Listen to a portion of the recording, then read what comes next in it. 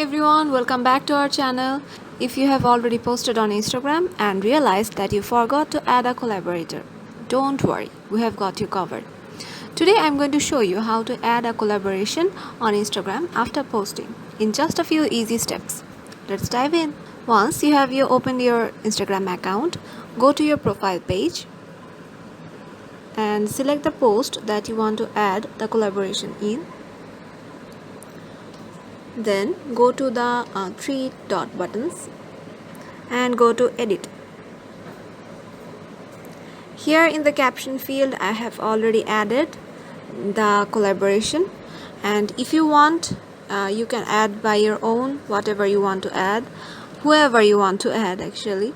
And yeah, like I'm doing